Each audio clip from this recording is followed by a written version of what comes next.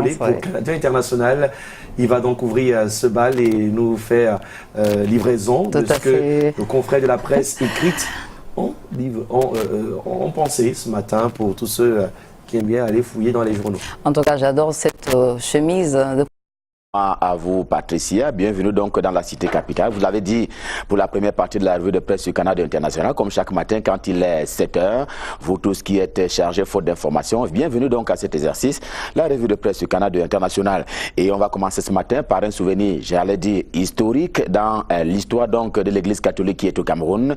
Il y a donc un an, jour pour jour, disparaissait Monseigneur Bala, du nom de l'évêque de Bafia en son temps, et qui avait donc été assassiné selon la conférence épiscopale nationale de l'église catholique qui est donc au Cameroun. Mutation ce matin, s'en souvient comme si c'était hier, et nous donne d'ailleurs rendez-vous samedi prochain du côté des Bebda. Ce ne sera pas sur le pont, mais ce sera sous le pont des Bebda. Ce sera donc une cérémonie eucharistique en mémoire de lui. Déjà, Monseigneur Samuel Cléda, président de la conférence épiscopale nationale, a indiqué au sujet de la mort tragique de l'évêque de Bafia que les enquêtes se déroulent normalement. Mais l'église catholique qui est au Cameroun maintient à tout craint sans frein que Monseigneur Bala avait été assassiné. Mutation dans sa livraison de ce jeudi rend aussi compte du nombre, non pas de décès des femmes, mais plutôt des femmes enceintes camerounaises qui sont donc infectées par le VIH-Sida, notamment pour ce qui est de l'année 2017. C'est un peu le point que fait le quotidien de Georges Alain Boyoumou en kiosque ce jeudi. Elles sont donc près de 13 000, celles donc qui ont été infectées par le VIH-Sida au cours de l'année 2017. Un chiffre contre lequel il faudra aller en guerre, ainsi que l'a indiqué d'ailleurs le ministre André Mamafouda de la Santé publique. Il faudra compter sans la corruption qui sévit dans certains milieux, sinon partout au Cameroun. En s'y intéressant dans sa livraison de ce matin, le quotidien camerounais à capitaux publics Cameroun Tribune révèle le ras-le-bol des citoyens camerounais. La preuve, ce sont en moyenne 100 dénonciations qui sont faites chaque jour par le biais du numéro vert, un thermomètre qui indique bien qu'il y en a marre en français comme en anglais. Pour mémoire, l'appel gratuit au 1517 permet à la Commission nationale anticorruption, la CONAC, d'être saisie pour les besoins de la cause. Pendant qu'on y est, une question qui taraude l'esprit de la Nouvelle Vision, c'est également un journal en kiosque ce jeudi. La question est la suivante: que vaut aujourd'hui l'opération Épervier, dont on sait qu'elle a été lancée depuis une vingtaine d'années maintenant? L'opinion publique reste d'ailleurs divisée comme au commencement sur le sujet. D'aucuns continuent d'affirmer sa place au soleil, celle donc de l'opération Épervier, dans le grand concert de la lutte contre la corruption et le détournement de fonds publics au Cameroun. D'autres par contre croit dur comme fer qu'il s'agit ni plus ni moins qu'une opération d'épuration politique de la part du régime de Yaoundé, qui se serait donc séparé d'un certain nombre de prétendants au fauteuil présidentiel. D'ailleurs, ce matin, le journal nous fait cas de certaines personnalités qui ont donc été mises aux arrêts pour avoir manifestement manifesté l'intention de prendre le fauteuil présidentiel. Et d'ailleurs, le journal en donne quelques têtes d'affiche ce matin. Et on reparle à la Nouvelle Vision ce matin de la célébration le 20 mai dernier de la fête de l'unité nationale, et c'est avec le docteur Jean-Joseph Atangana qui est donc le premier conseiller à l'ambassade du Cameroun du côté de Paris en France, et au nom de cette ambassade, il a donc célébré en compagnie de ses concitoyens de ce côté de la France donc la fête de l'unité nationale. C'était au pavillon Dauphin, c'est dans le 16e arrondissement de la capitale française Paris. Et sur place au Cameroun, à propos de l'unité nationale, sa presse en kiosque ce matin continue de faire écho de ce que certains chefs Sawa du côté de Douala, la capitale économique du Cameroun, ont rejeté l'idée d'un monument à Ruben Nyobé, du nom donc de ces premiers nationalistes camerounais, en tout cas l'un des plus grands nationalistes camerounais, qui aura donc lutté pour l'indépendance et l'autonomie du Cameroun, et que donc aujourd'hui il y a un certain nombre de chefs traditionnels du côté de Sawa qui ont donc rejeté l'idée d'un monument à lui consacré sur leur territoire traditionnel. C'est à tout le moins un pavé qui est jeté dans en a marre de l'unité et même de l'intégration nationale, semble donc dire sa presse, qui n'a toujours pas réuni toutes les données pour comprendre pourquoi il y a cette attitude de chef Sawa du côté de Douala. Ainsi parle donc le journal, contrairement au quotidien Émergence, lui aussi en kiosque ce matin, qui s'intéresse plutôt à l'élite politique du département du Foundi,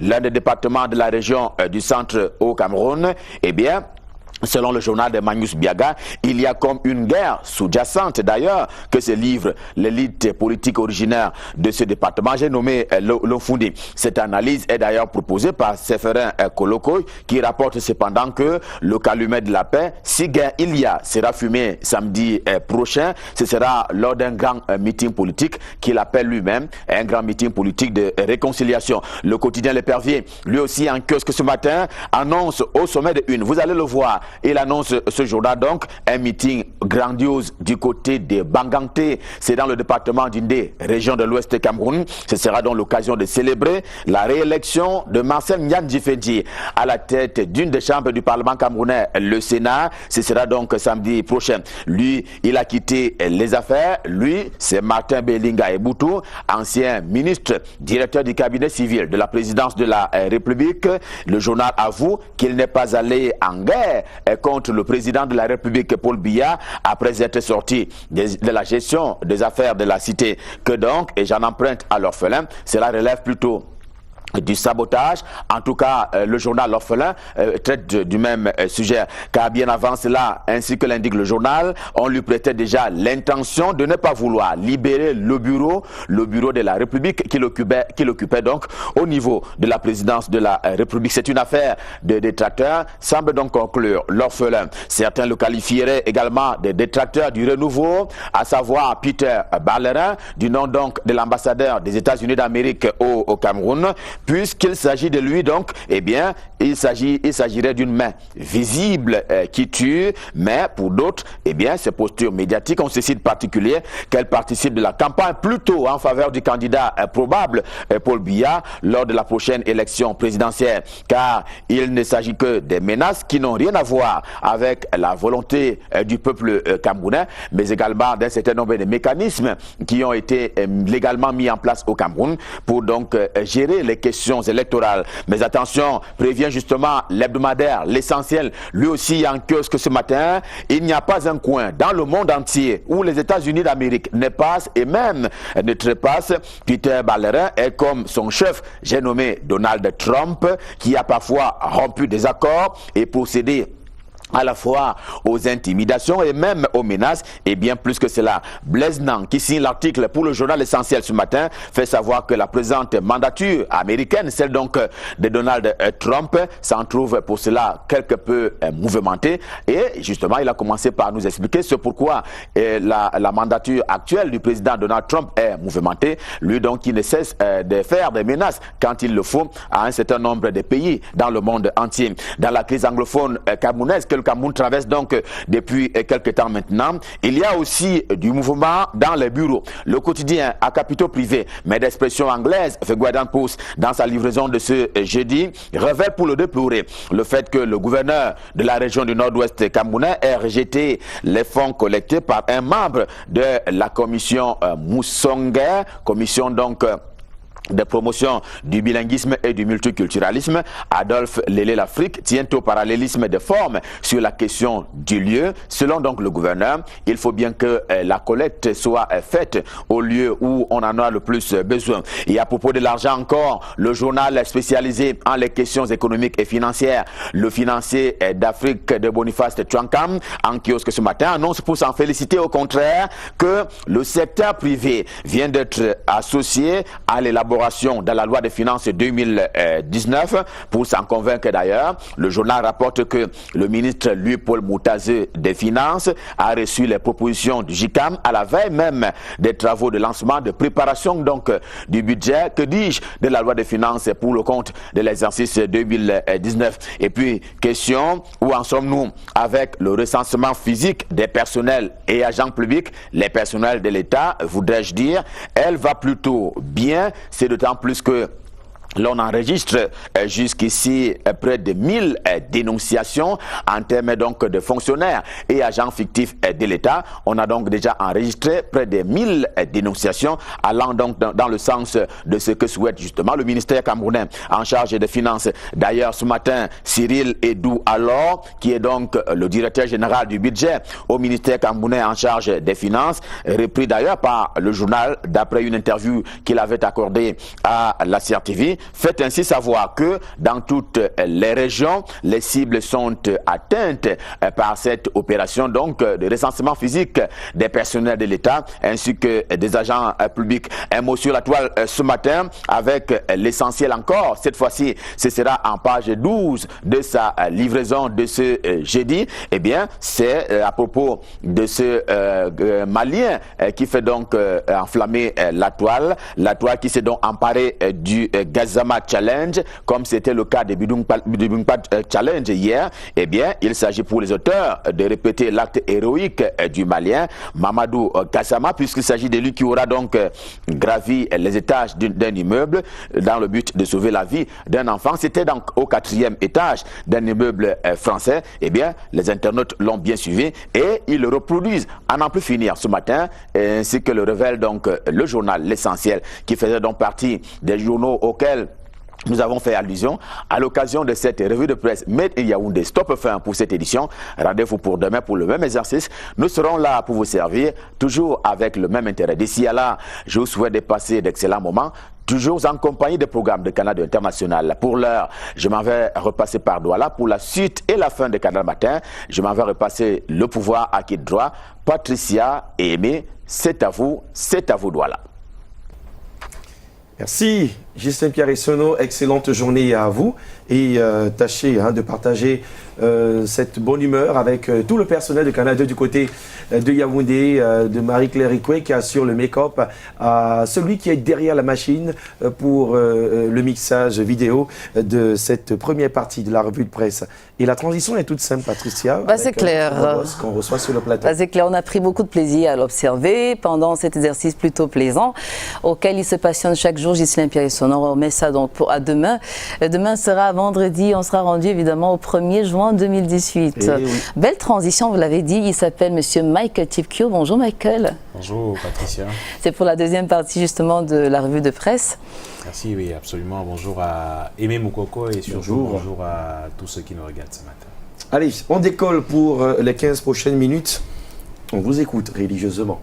La nouvelle expression pour ouvrir avec une fois de plus la crise anglophone et la commission pour la promotion du bilinguisme et du multiculturalisme qui fait une descente ce jour dans le nord-ouest du Cameroun. Il est question pour Peter Mafani Moussongé et ses collaborateurs de discuter avec des acteurs sociopolitiques de la région du nord-ouest Cameroun. Question de trouver une solution à la crise qui secoue cette région depuis plus d'1 an maintenant. Et la nouvelle expression nous apprend que cette mission s'annonce périleuse pour Peter Mafani Moussongé et la Commission nationale pour la promotion du bilinguisme et du multiculturalisme. Des menaces de séparatistes justement à l'endroit de cette réunion qui devrait se tenir ce jour à Bamenda sont nombreuses. Des menaces relayées d'ailleurs sur les réseaux sociaux. Des séparatistes qui mettent en garde celles des populations et même des autorités qui prendront part à cette réunion. Qu'elles paieront justement si elles en arrivent à prendre part à cette réunion, des menaces qui sont relayées justement sur les réseaux sociaux depuis le début de cette semaine. Et cette intimidation justement ne pourra pas ébranler ces membres de la Commission nationale pour la promotion du bilinguisme et du multiculturalisme qui tiennent justement à tenir cette réunion ce jour à Bamenda. La nouvelle expression parle une fois encore d'Elections Cameroun avec Eric Essoussé qui engage la chasse aux sorcières selon la nouvelle expression. Le nouveau directeur général a remanié dans son entourage moins de 24 heures après sa nomination. Dans une note de service signée de ce 29 mai, Eric Essoussé nomme de nouvelles personnes dans les structures d'appui de la direction générale des élections justement à Yaoundé. On apprend que les nominations surviennent quelques heures seulement après une concertation entre le nouveau directeur général des élections et le président du conseil électoral. Pendant ce temps, les scellés restent à poser sur les portes d'Abdoulaye Babalé, ancien directeur général. Et la nouvelle expression de noter qu'une odeur de chasse aux sorcières se dégage des premiers actes d'Éric Essoussé, d'autant plus que la coïncidence veut que les personnes limogées soient parmi celles que le directeur général sortant a nommées, lesquelles ont eu la peine à prendre fonction depuis leur nomination. Et une fois de plus, l'affaire du monument de Ruben Oumniobé qui devrait être érigé à Douala fait l'actualité dans la nouvelle expression ce jour. Péril sur le vivre ensemble. Les explications données pour justifier la destruction du chantier de construction du monument du nationaliste Ruben Oumniobé sont loin de convaincre, écrit Edmond Kamgad dans la nouvelle expression. Elle renforce l'idée que le pays n'est pas à l'abri d'une guerre civile généralisée liée à la montée du tribalisme, au manque du sens civique et du sens de l'histoire. Ruben Oumniobé, comment en est-on arrivé à le percevoir comme un étranger à Douala? C'est tout simplement inacceptable, écrit Edmond Kamgad, la nouvelle expression, qui note justement qu'on assiste à une montée du tribalisme et du manque du sens de l'histoire dans notre pays. Et au-delà de la nouvelle expression, Europe Plus revient sur cette actualité également. Le journal de Michaud Moussala revient justement sur cette affaire de la statue de Ruben Oumniobé. Le devoir d'une revendication légitime, écrit le journal. On devrait avoir Europe Plus à l'antenne justement. L'esprit de Rudolf Douala Mangabel plane. Michaud Moussala tente justement de justifier cette sortie des chefs du canton Bel de Douala, lui qui estime justement qu'avant Ruben Oumniobé, plusieurs autres nationalistes ont été assassinés, même pendus justement à Douala. C'est l'exemple de Rudolf Douala Mangabel, d'Adolphe Ngossodine, son secrétaire à l'époque. Avant Oumniobé justement, il y avait ces nationalistes, mais curieusement, écrit le directeur de publication d'Europe Plus, aucun de ces héros n'a été honoré d'une statue dans aucun pays, dans aucune ville du Cameroun, juste une rue par-ci par-là, des statues à leur mausolée et rien de plus. L'idée donc d'une statue en hommage à Oumniobé ne donnait lieu à aucune contestation, mais il avait été posé justement depuis 10 ans maintenant la question du statut de Douala Mangabel, soulevée à l'occasion du Tété Kombo, entendu comme l'anniversaire de l'assassinat du roi, célébré tous les ans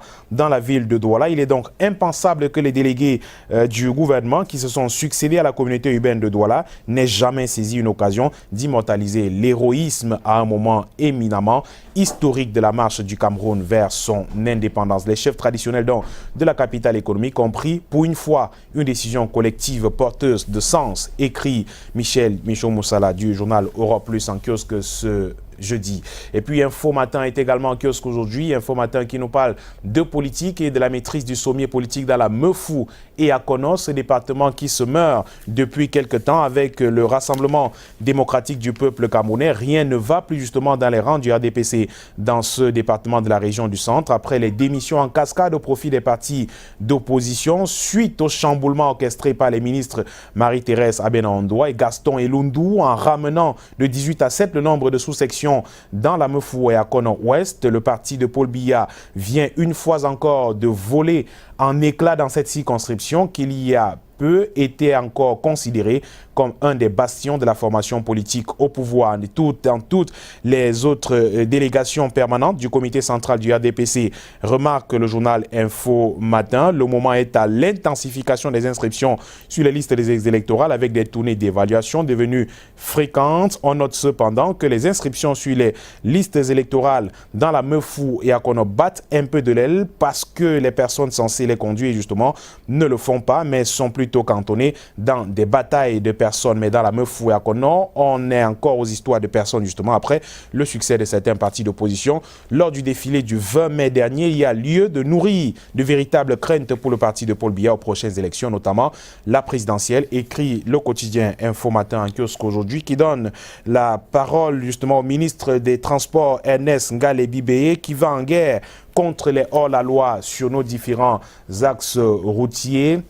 Le ministre Ngale Bibé qui a tenu à faire savoir aux usagers de la route qu'un contrôle mixte sera mis sur pied d'ici peu, vu le nombre sans cesse croissant des accidents de la route. Et il a tenu à lancer les activités opérationnelles de prévention de sécurité routière. Ces activités qui consistent dans un premier temps à sensibiliser les usagers de la route en général et les transporteurs en particulier, car constat a été fait de ce que 30% des accidents de la route proviennent de l'état piteux des véhicules, tandis que 10% seulement proviennent de l'état des routes. Le ministre Ngale Bibé, qui à travers cette sortie a voulu toucher du doigt les réalités de la circulation routière dans notre pays, raison pour laquelle il a tenu personnellement à rencontrer les principaux concernés, que sont les responsables des agences de voyage, les responsables des agences de visite technique, y compris les usagers de la route. Et à travers cette nouvelle technique, qui est une innovation justement de détection de l'authenticité des permis mise sur pied par ce digne fils de la Sanaga maritime, l'on a pu débusquer les partisans du faux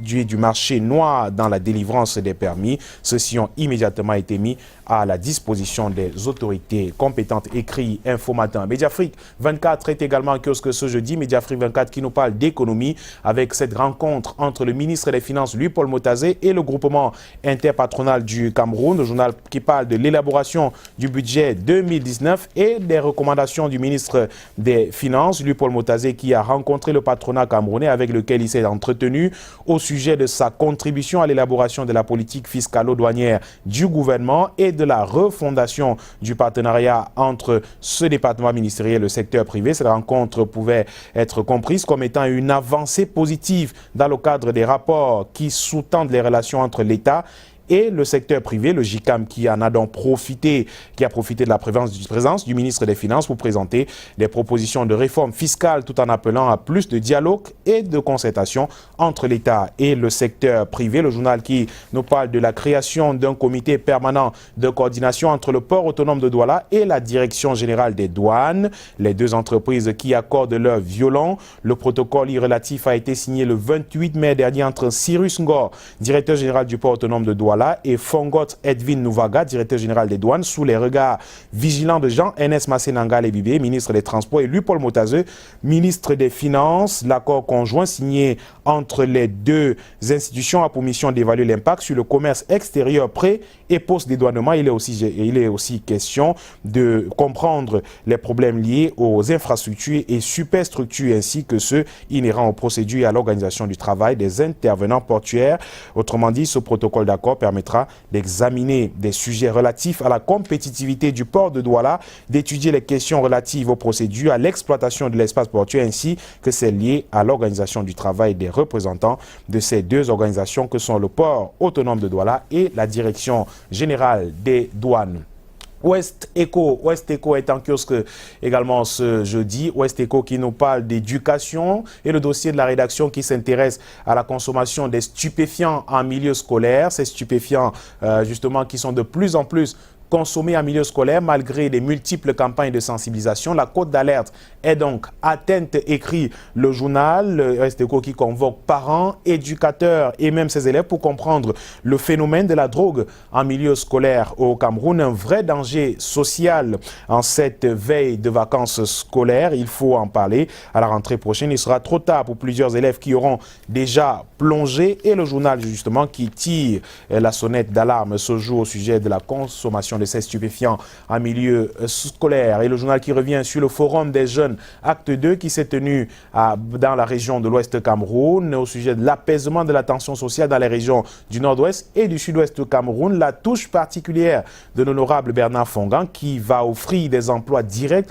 aux jeunes de ces deux régions du Cameroun, du Nord-Ouest et du Sud-Ouest, bien sûr, une façon pour lui de contribuer à la lutte contre la pauvreté et le chômage des jeunes dans le sillage des prescriptions du chef de l'État et président national du RDPC. Une annonce faite lors de la deuxième étape du forum des jeunes des hauts plateaux qui s'est tenu à Baham, justement en présence des autorités administratives, sans toutefois oublier les principaux concernés, à savoir les jeunes mobilisés par le Conseil national de la jeunesse du Cameroun, ces nombreux jeunes antennes de Baham qui avaient fait le plein de la salle du centre comme une marée humaine, qui ont tous abandonné leur leurs activités pour venir prendre part à cette conférence. Ils étaient donc nombreux à suivre celui qu'on appelle là-bas le Pichichi, le capitaine et parrain des jeunes de l'Ouest Cameroun. Ils sont donc au total 20 candidats qui prendront part au test d'entretien à Douala, suivi du recrutement immédiat. Ce sera donc sa part de contribution de l'honorable Bernard Fongan, bien sûr, dans la lutte contre le chômage des jeunes, l'apaisement